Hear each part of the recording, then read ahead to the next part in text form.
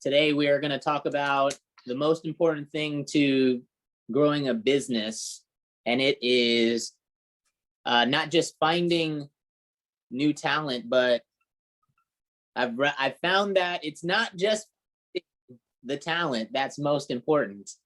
It's developing the talent to independence, because without that, you cannot truly be free ever. And so that's what we're going to speak about today, is focusing on the right things. And the right things is creating leaders, independent leaders, and creating an environment that's attractive to attract that potential, future leader, where they can thrive, where they can spread their wings, where they can grow to the size of a shark and not stay the size of a minnow, right? So the first thing that we want to go through is the why and the end game. For those of you that play chess, there's always an end game. Sometimes, depending on your opponent, you get to the end game sooner than later. But the end game, I believe, of this recruiting game is to create an independent producer / recruiter. That's the end goal. We do not only, some people recruit to get a plaque. Some people recruit just to get a pat on the back. And a different version of a pat on the back is, wow, you recruited 10 people in a month? You double-digit recruited? That's amazing. And it is. And it's necessary, but we don't, after a certain point, congratulate, our younglings for waking up, taking a shower, and brushing their teeth. Wow, you woke up, you brushed your teeth, you took a shower today. These are normal things, normal everyday things that people do in society to function properly. Wow, you ate your food. That's amazing. That these are to function. These are what normal everyday people do. And in the case of recruiting, double-digit recruiting is like eating food. It's like energizing. When you eat food, you have to eat to give yourself more energy to proceed through your day. Well, you double-digit recruit throughout your year and your career monthly to continuously energize your business towards growth. Not double-digit recruiting is like not eating food. And again, it just gets to a point to where it's expected. It's something you have to expect of yourself. And that's something we'll talk about, later. Standards is one of the biggest things that you can do to attract the right kind of leaders, holding yourself to a standard. But the end game is to create independent producers and recruiters that can put their name on a transaction without you being there. And that can put their name on an IBA. The talent continues to come in whether you're a part of the process or not. And preferably it's not a part of the process. We took a trip this week, and while I was there, I was thinking about what Hector Lamarck always says, that his goal was to create a life where you do not have to take a vacation from.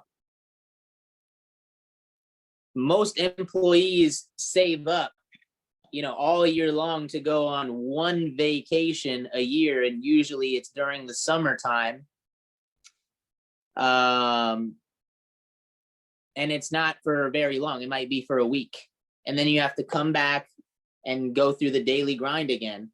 But it came to my attention that if I had a business that was Hector Lamarck's size, 12,000 licensed agents strong, 100 plus RVPs strong. Well, it makes sense why he doesn't have to take a vacation from his life because he's created so many independent leaders, not just producers and recruiters, but reproducers and folks that can teach others how to recruit without them even being there. Hector Lamarck has created a situation that he can totally exit himself from. And to me, that's the ultimate freedom. And on the plane ride back, I was thinking to myself, I said, Josh, let's really think, is there a business that is scalable, that you can grow exponentially without creating new leaders, without working with people? Can you skip that part? Can you just grow a massive business and never recruit a soul? Can you do it in IT? Can you do it in a gym?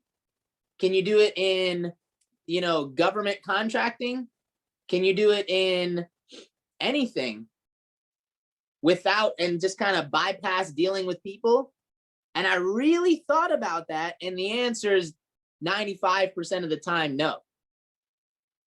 You will never be able to grow a large business without growing people. So the major focus in the second quarter is to focus on creating independent leaders, okay? Now, that you have creating independent producers that can just simply put their name on a sale without you and an IBA without you. And the next step is duplicating what you are. So if you want a top producer, not just someone that puts their name on one transaction or one IBA, guess what you have to become? You have to become a top producer. You have to become a double-digit recruiter. You can't expect somebody to come in and light your business up if you yourself are not setting the example. We were on the double-digit recruiting call with Bruce earlier this week, and he said, he just reminded us that we only owe people two things in life, and that's an opportunity and an example. So obviously we have an opportunity, but are you an example? Because you're the person they're going to be working with 90% of the time. The other 10% is two hours a week on Saturday. Two hours is never enough to, develop into a master of anything. You want to get good at golf, 2 hours is not enough. You want to have a relationship with God, 2 hours probably not enough. You want a relationship with your spouse, 2 hours probably not enough. A relationship with your child, 2 hours a week is not enough. So therefore, they're going to be spending the most of their time with you. And are you providing the example that allows them to copy and spread their wings? If you're only doing 2-3 transactions a month, guess what? They'll do half of that. If you're only recruiting 3, 4, 5 people a month, or if you're only recruiting one person a month, guess what they'll do? 0 people. So it's one thing to create someone that can do something without you and has shown to do it at least once. It's a whole nother thing to duplicate a top producer and a double-digit recruiter. And I believe the minimum to focus on is somebody that can do 3 by 3,000 as a independent person. As a top producer and double-digit recruiter, it's double-digit recruiting and it's 10,000 personal. So maybe perhaps you focus first on creating somebody that can do 3 by 3,000 alone. And how many people, because that's a district leader, is somebody that can do 3 by 3,000 by themselves without you being a part of it. That's a district leader. And these are the folks that can do that. Those are the people that you spend 80% of your time with, and you spend 20% of your time with everybody else. Somebody that can do 3 by 3,000 is a district leader, and you don't know who's going to be who in the future. So, you know, you cultivate the potential amongst all of those folks that do 3 by 3,000, because these are going to be your future regional vice presidents.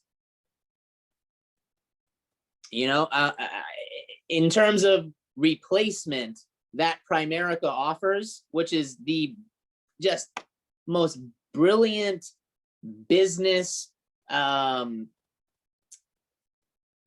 would say, structure ever invented. Because if you do it right, you just have to do it 2 times. That's it. Once before you become an RVP, and once right after, and you never have to do it again. And by it, I mean truly build something substantial. Twice in your whole life. But since you don't know who that's going to be, you know, who's going to be the person that you're going to give up to replacement and take with you to continue developing, you treat everybody as if they are going to be your #1 regional vice president, your Samir to Shaq, if you will. You don't know who's going to be who, but focusing on developing somebody that can do 3 by 3,000 by themselves, that is the simplified version of everything that I'm speaking about that you must focus on. When it comes July 1st, guys, it's April 17th. July 1st comes around, you gotta ask yourself, how many independent district leaders have I produced? That's the question that Shondell and I are asking ourselves. Because you could do 10,000 personal every single month. You could double-digit recruit every single month. April, May, June. If at the end of April, May, June, you have no new independent leaders standing, you've made 0 progress in terms of freedom, passive income, overrides. Because independent districts and above equal freedom. I was asking, that's the end game. That, you know, I was asking Shondell, I was like, man, I'd like to have, because we saw these $60 million homes. Massive, on like literally right on the beach. And I said, wow, I'd like to live here. I said, but how can I live here when my business is in Virginia, most of it? And the answer is very simple.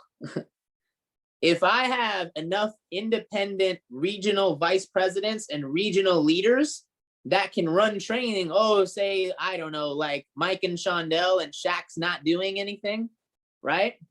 If we have enough of that going on, you can live anywhere in the world that you want. Because you are no longer required. Your presence is no longer required. So this second quarter, simply focus on developing district leaders that can at least do 3 by 3,000 without you being there, and that is your end game. Now, what does that look like? Mechanically, how do you do that? That is what Shondell is getting into. Awesome. So the trip that we had this past couple days was absolutely unbelievable. So it was all advised by Bruce, though. So we didn't do it just because we wanted to. Actually, we did want to, but he told us to do it too. So make sure you guys are, if you're doing the right things in your business, make sure you are taking some time out, whether it's every quarter, to remind yourself why you're doing this, right? So that's critical. He said every $500,000 earner does that, every single one. So you got to make sure, number one, you're setting your goals and you're doing the right things.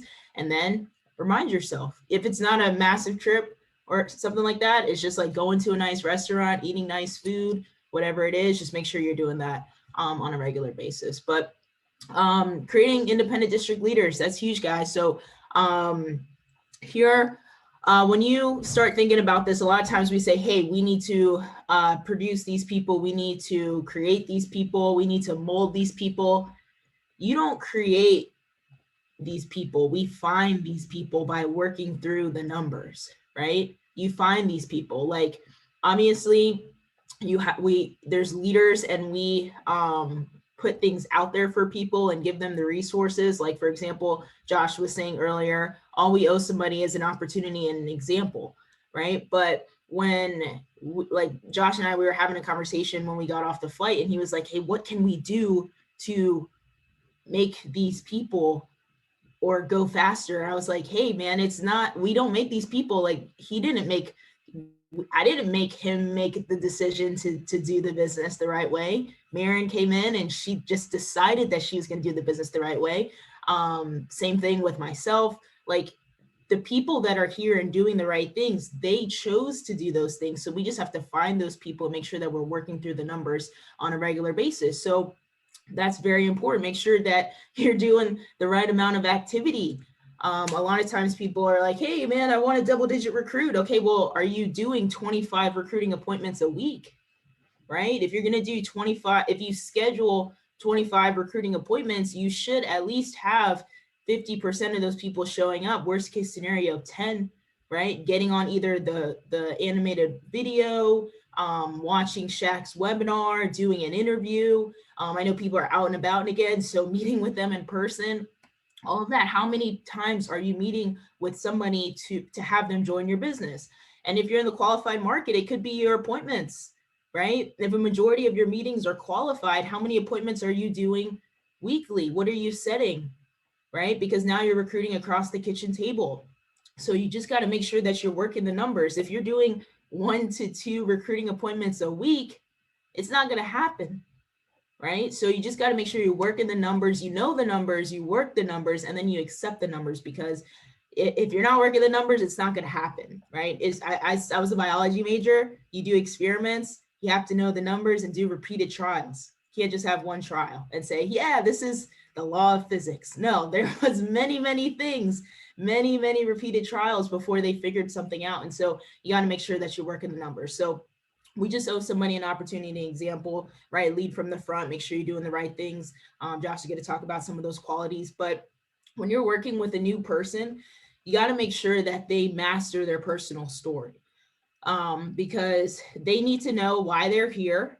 And Bruce always tells us that they also need to know, is it worth it, right? Is it worth it to them for them to go through all of the numbers, talk to people, step out of their comfort zone, deal with people in general, right? What are they doing? What are they saying? Rejection, all of those things. Is it worth it to that person? And if they're not, number one, if they don't have a personal story, that you got to fix that ASAP. They need to know what their personal story is. I am, I'm going, should be 3 minutes about, I mean, we're on Zoom now, so we're not having long speeches anymore, but 3 minutes should be max of what their personal story is. And it needs to motivate them. They need to know what it is. So for me, real examples, anytime I do an appointment, a recruiting meeting, anything where I have a trainee with me, they're going to tell their story no matter what, every single time. They need to say it every single time so they know why they're doing this and is it worth it. I mean, the right people, every time they tell their story, they're like excited, just excited out of excitement afterwards. So the people that we're talking to are excited as well, right? So that's huge, guys. They gotta be saying their personal story as much as possible, right? So they believe that it's worth it, right? When you have the right people, they start talking to you about goals and visions and dreams that they have. And like one of my recruits right now, she wants to retire, like her family, her parents, her husband's parents, all of them. And she's like, yeah, I think I just need to make $35,000 a month. I was like, great, let's start working on it, right? But if people aren't thinking about these things and talking about these things, they're not going to stay excited through the grind, right? So make sure people are always talking about their personal story and what they want to do. Then the next thing is you got to have a system in place. So A to Z, guys, you gotta have a factory. That's what your business needs to look like. It can't be like one person comes in and you do this with them and hopefully it works, and the next person comes in and then you do something completely different with them and hopefully it works. It can't be like that, because that isn't duplicatable, right? So you have to make sure you have a system in place from A to Z, the webinar or interview or recruiting across the kitchen table, from that point when they join your business all the way to where they can produce, just like Josh said, become an independent producer, close a sale on their own, to doing a recruiting appointment and getting somebody to get started on